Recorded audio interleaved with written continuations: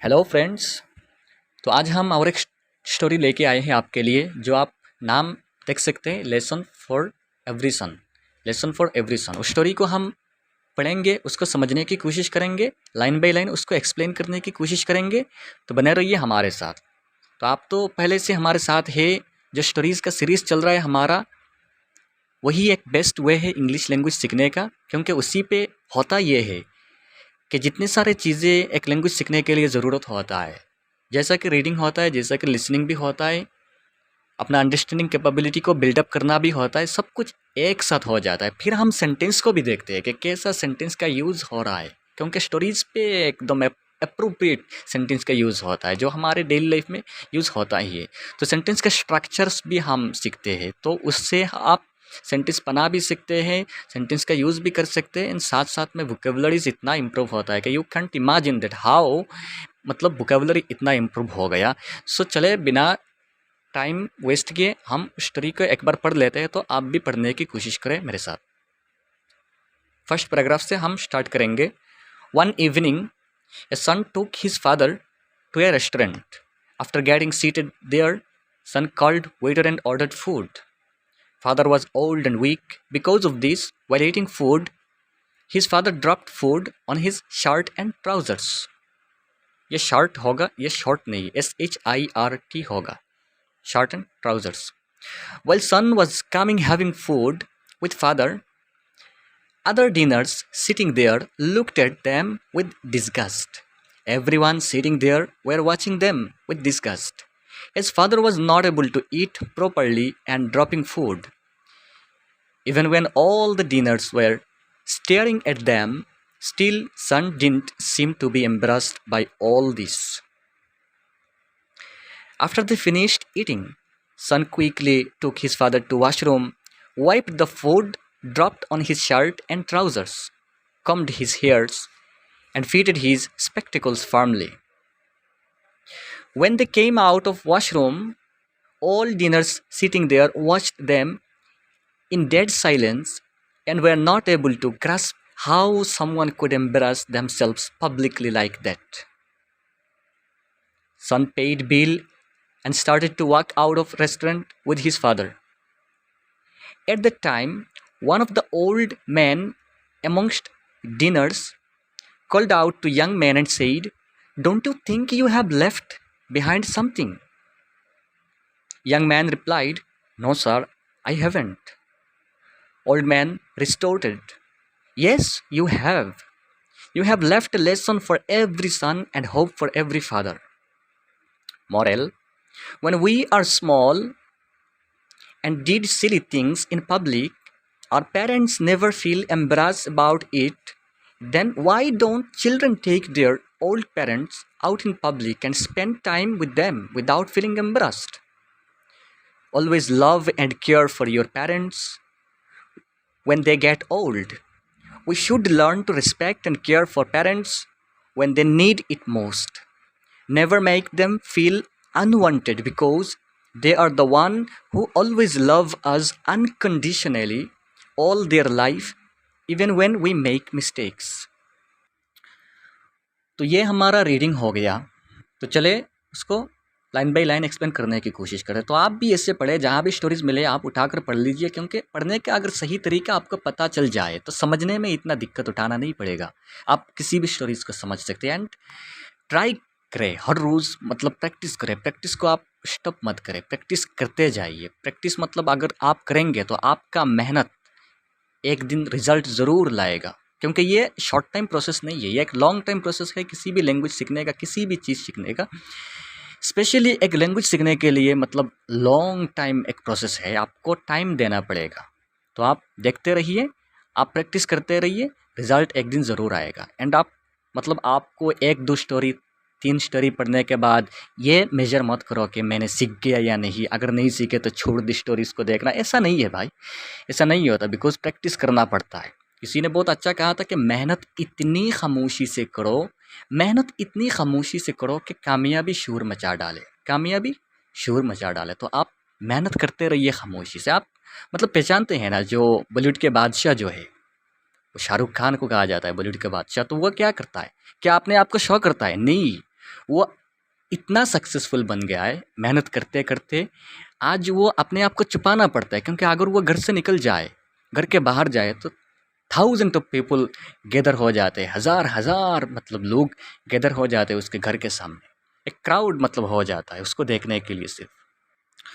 तो उसे अपने आप को छुपा कर रखना पड़ता है लोगों से। तो अगर आप भी मतलब कामयाब हो जाए तो अपने आप को शो करना नहीं पड़ेगा। जो लोग शो करते हैं अपने आप को, वो मतलब सही वो कामयाब नहीं है, इसलिए अपने आप को शो करना पड़ता है। तो आप भी मेहनत करिए, मेहनत करते करते एक रिजल्ट ज़रूर आ जाएगा। तो चले उसको लाइन बाय लाइन समझने की कोशिश करते हैं। लेसन फॉर एवरी सन जो टाइटल है, lesson for every son, lesson एक सबक दिया गया। फॉर एवरी सन, हर सन के लिए, हर बेटे के लिए एक लेसन दिया गया। उस स्टोरी पे एक मोरल स्टोरीज है, बहुत अच्छा एक मोरल लेसन, एक मोरल वैल्यूज सिखाता है हमको। तो जो पहला लाइन है, वन इवनिंग, एक इवनिंग में, एक शाम में, ए सन टुक हिज फादर, एक बेटे ने टुक मतलब आया टेक से। टेक जो होता है लाना, ले जाना। टुक उसका पास्ट आया, क्योंकि स्टोरीज जो है पास्ट में है, वो पहले हो गया है, वो स्टोरीज बता रहा है। तो जितने सारे सेंटेंसेस हमको मिलेगा वो पास्ट में ही मिलेगा। तो ए सन टुक हिज फादर, एक सन ने, एक बेटे ने अपने बाप को ले गया, फादर को ले गया कहाँ? टू ए रेस्टोरेंट पे ले गया। After getting seated there, after getting seated there, उस रेस्टोरेंट में बैठने के बाद, गेटिंग सीटेड देयर रेस्टोरेंट में बैठने के बाद, son called waiter and ordered food, waiter को डाका एंड फूड ऑर्डर किया। वेटर कौन होता है? जो रेस्टोरेंट में खाना ला के देता है, ऑर्डर लेता है, उसे वेटर कहा जाता है। तो वेटर से मतलब फूड ऑर्डर किया सन ने। Father was old and weak, father क्या थे? ओल्ड थे, मतलब उनका एज हो गया, वो बुढ़े हो गए। एंड वीक थे मतलब कमज़ोर थे, वीक थे मतलब कमज़ोर थे। बिकॉज ऑफ दिस, उस कारण क्या हुआ?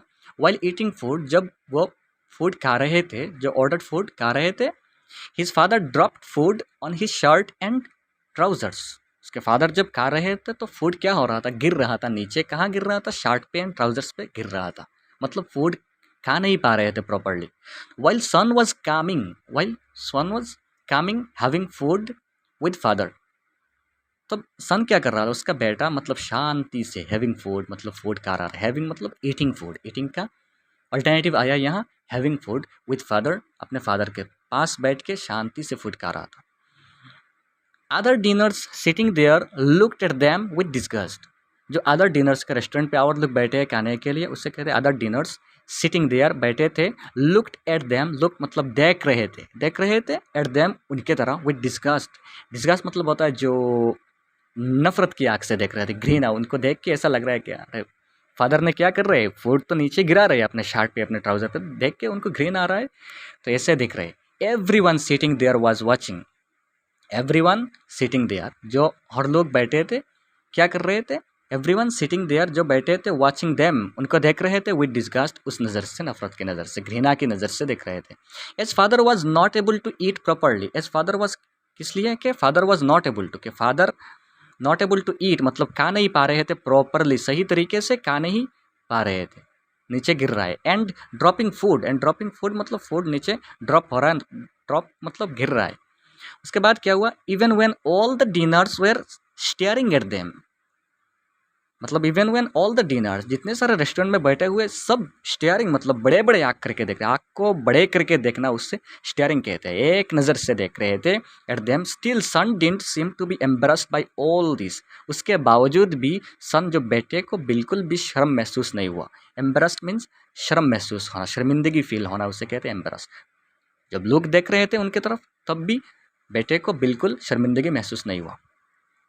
तो चलिए दूसरे पैराग्राफ को हम पढ़ लेते हैं। तो आप एक काम करें, वीडियो को स्टॉप करके आप खुद समझने की कोशिश करें। अगर समझ में ना आए तो उसको रिज्यूम करके फिर समझे, तब जाके मतलब आपका जो समझने की जो एबिलिटी है वो बिल्डअप होगा। ट्राई करते रहे, प्रैक्टिस करते रहे। आफ्टर दे फिनिश्ड ईटिंग, जब उनका खाना फिनिश हो गया, सन क्वाइटली टूक हिज फादर, तो बेटे ने क्या कर लिया? टूक हिज फादर, फिर ले गया शांति से, हिज फादर टू वॉशरूम, कहाँ ले गया? वॉशरूम पे।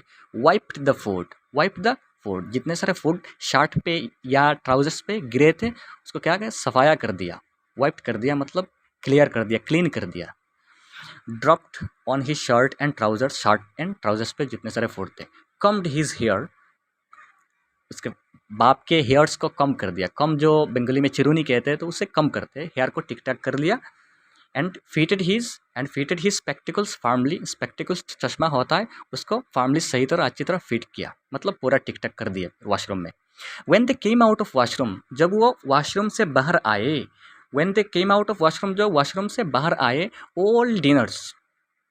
All diner sitting there watch them, जो डिनर्स पहले भी बैठे थे यहाँ उनको देख रहे थे, वॉच देम उनको देखे, इन डेड साइलेंस मतलब डेड तो जो मुर्दा आदमी होता है, डेड साइलेंस मतलब बिना बात के, ऐसे देख रहे हैं जैसा मुर्दा भी बात नहीं करता, सिर्फ बिना बात के देख रहे हैं, dead silence. And we are not able to grasp and वो समझ नहीं रहे थे how someone could embrace themselves publicly like that.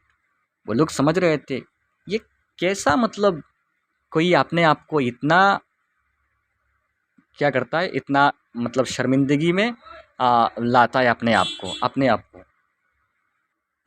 मतलब वो सोच रहे थे कैसे लोग अपने आप को इतना बेइज्जत कर लेते हैं पब्लिक के सामने, क्योंकि उनके नज़र में वो जो फादर खाना नहीं जानते प्रॉपरली, फिर भी पब्लिक के सामने आके मतलब फूड नीचे गिर रहा है उस तरह खा रही है, तो एक मतलब शर्मिंदगी की बात है। तो लोग कैसे मतलब ऐसे बिहेव कर लेते, ऐसा लग रहा है उन लोगों को जो लोग रेस्टोरेंट में खा रहे थे। तो सन पेड बिल, अब सन ने क्या किया, बेटे ने बिल पे किया, and started to walk out, and बाहर जाने के लिए मतलब हटना स्टार्ट किया रेस्टोरेंट विद हिज फादर, अपने फादर के साथ। At the time, at this time मतलब उसी वक्त, one of the old man amongst the diners called out to young man and said, one of the old man, और एक बुढ़ा आदमी, अमोंग एन एस टी लिखा है, अमोंग भी कह सकते हैं, अमोंगस्ट भी कह सकते हैं, मतलब मीनिंग एक ही है। मतलब one of the old man amongst the dinners, वो जो डिनर्स है जो बैठे हुए थे और लोग जो देख रहे थे उनके बीच में से एक बुढ़ा आदमी कॉल्ड आउट यंग मैन, उस यंग मैन का मतलब फादर के जो बेटे हैं उस बेटे को कॉल्ड आउट मतलब उसको डाका एंड पूछा, सेड, डोंट यू थिंक, क्या तुम्हें नहीं लगता है, you have left behind something, कि तुम कुछ चीज़ छोड़ रहे हो यहाँ, क्या तुम्हें नहीं लगता है कि तुम कुछ छोड़ रहे हो यहाँ।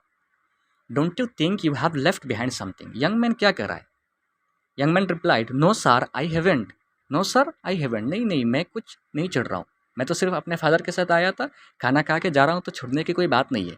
ओल्ड मैन रिस्टोर्टेड, अब ओल्ड मैन ने फिर कहा, येस यू हैव, हाँ तुम कुछ तो छोड़ रहे हो यहाँ, you have left a lesson for every son and hope for every father, तुम क्या छोड़ के जा रहे हो यहाँ, you have left a lesson, एक सबक, एक सही सबक, फॉर एवरी सन, हर बेटे के लिए एक सबक छोड़ के यहाँ जा रहे हो, and a hope for every father, and her father के लिए एक होप छोड़ के जा रहे हो, एक आशा छोड़ के जा रहे हो। तो यही मॉरल लेसन्स, मॉरल क्या वैल्यूज दिया गया, मॉरल यही है, when we are small and did silly things, जब हम छोटे हैं, वी आर स्मॉल और वी वेयर स्मॉल, जब हम छोटे थे, एंड डिड सिली थिंग्स, छोटे छोटे जो स्टूपिड काम करते थे, सिली थिंग्स करते थे इन पब्लिक में, जब हम छोटे थे, बच्चे थे, एंड पब्लिक के सामने जब छोटे छोटे सिली थिंग्स, स्टूपिड थिंग्स करते थे, our parents never feel embarrass about it, our parents never feel embarrass about it, उसके बारे में हमारे पेरेंट्स कभी भी शर्मिंदगी फील नहीं करते, कभी भी शर्मिंदगी फील नहीं करते थे it. Then why don't children take their old parents, then why, तो क्यों don't children take their old parents out in public, क्यों बच्चे अपने पेरेंट्स को पब्लिक में नहीं ले जाते, एंड स्पेंड टाइम नहीं बिताते उनके साथ, विद देम उनके साथ, विदाउट फीलिंग एम्बरास, बिना शर्मिंदगी महसूस करें। उसका मतलब ये है कि हम जब बच्चे थे, जब पेरेंट्स हमको बाहर ले जाते थे, हम छोटे छोटे ऐसे सिली चीज़ें कर लेते थे जो स्टूपिड चीज़ें होता है, पर हमारे पेरेंट्स जो है कभी भी शर्मिंदगी फील नहीं करते थे।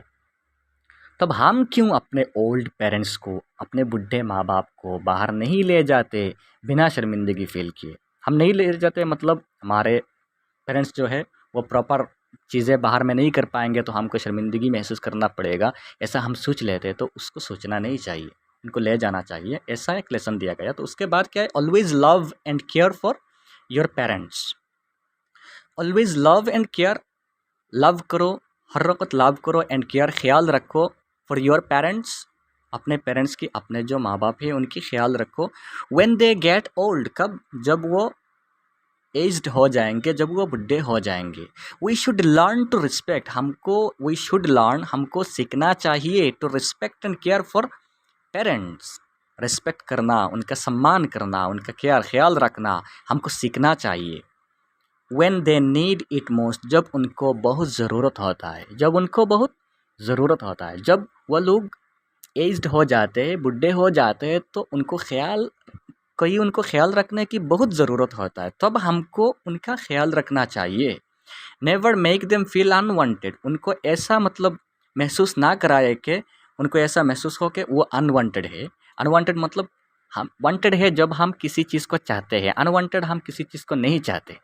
तो उनको ऐसा महसूस मत कराओ कि वो अनवांटेड है, कि अब उनकी ज़रूरत नहीं है हमारा लाइफ में, ऐसा महसूस मत कराओ। Because they are the one, किस लिए? Because they are the one, के उन्हीं है हु ऑलवेज लव अस, जो हमको लव करते हैं हर वक्त unconditionally. Unconditional mean without any condition, without any reason, वो लव करते ही है, कोई भी चीज़ हो मगर वो हमको लव करते हैं ऑल देयर लाइफ, पूरा जीवन भर। Even when we make mistake, जब हम मिस्टेक भी कर लेते हैं तब भी वो हमको पराया नहीं करते, वो हमको लव करते हैं। तो इसलिए हमको भी उनका ख्याल रखना, उनका केयर करना, उनका सम्मान करना, रिस्पेक्ट करना सब कुछ चाहिए। तो ये बहुत अच्छा लेसन दिया गया है, तो हमको उस लेसन को फॉलो करके चलना है, अपने पेरेंट्स के साथ अच्छे बिहेव करना है। ओल्ड पेरेंट्स अगर है तो उनका बहुत ख्याल रखना है। तो उस लेसन के साथ साथ हमको एडिशनली क्या मिला? हमको एडिशनली बहुत अच्छा एक स्टोरी मिला जो बहुत इजी है, जिसके थ्रू हम सेंटेंस को अच्छी तरह देख सकते हैं। उस सेंटेंस में जितना मतलब वोकेबलरीज यूज़ किया गया है, वर्ड मीनिंग्स जो है उनको आप समझो, सीखो एंड यूज़ होता ही है डेली लाइफ में, तो उससे और भी सेंटेंस बनाने की कोशिश करो। जो जो सेंटेंस स्ट्रक्चर्स दिया गया है उसको भी याद करो। तो ऐसे स्टोरीज़ पढ़ते रहो एंड हमारे साथ बने रहो, हम और भी स्टोरीज़ लेके आएंगे, क्योंकि उसी एक रास्ता है सही सही मतलब सीखने का। और आप बहुत रास्ता भी है, जो आपको बहुत सारे वीडियोस भी यूट्यूब में मिलेगा कि learn English with in 30 days, with in 45 days. तो क्या होता है, इतना शॉर्ट टर्म नहीं है भाई। एक लैंग्वेज सीखने के लिए ये बहुत लॉन्ग टाइम प्रोसेस होता है, आपको मेहनत करना पड़ेगा। नो डाउट अगर 30 डेज़ 45 डेज़ आप मेहनत करोगे तो क्या होगा, उनके मतलब जो बनाया हुआ जो सिलेबस है उनके थ्रू आप कुछ सेंटेंसेस सीख भी लेते हैं, कुछ सेंटेंस का यूज़ जो डेली लाइफ में होता है सीख लेते हैं, मगर उसके बाद भी आप एक स्टोरी का समझ नहीं पाएंगे। तो इसीलिए हम मतलब जो असली चीज़ें हैं सीखने के लिए, जो असली सही रास्ता है उसको मतलब अपनाने की कोशिश करें। अगर स्टोरी के थ्रू आप इंग्लिश सीखने की कोशिश करें, सेंटेंस को देखने की कोशिश करें, तो मैं गारंटी के साथ कह सकता हूँ कि जो भी उस 45 डेज़ में और 60 डेज़ में इंग्लिश सीख रहा है वह मतलब कभी आपसे कंपेयर नहीं कर पाएगा, क्योंकि उसको सिर्फ वही पता होगा जो सिखाया गया है, जो सेंटेंसेस उसको दिया गया है। लेकिन आप क्या कर रहे हैं, आप जितने सारे सेंटेंसेस है मतलब एकदम पूरा पहले से स्टार्टिंग से जो जड़ होता है इंग्लिश का उससे आप स्टार्ट कर रहे हैं, तो नो डाउट आपको इतना मतलब फ़ायदा होगा। तो आप बने रहिए हमारे साथ, कंसिस्टेंसी मेंटेन करके मतलब मेहनत करते जाइए तो रिज़ल्ट ज़रूर आएगा। तो चले, उस अगर वीडियो अच्छे लगे तो लाइक शेयर सब्सक्राइब कर देना, उससे हम इंस्पायर होते एंड वीडियो लाने की कोशिश करते हैं, आपको सिखाने भी हम भी सीखने की कोशिश करते हैं। हम बहुत सारे चीज़ें सीखते हैं, तो अपने फ्रेंड्स के साथ भी शेयर करें एंड लाइक करें, कमेंट पे मतलब कमेंट करके बताएं कि कैसा हुआ वीडियो। ये भी हम उम्मीद करते हैं आपसे। तो चले बने रहिए हमारे साथ, नेक्स्ट मिलते हैं अगले वीडियो पे। Thank you.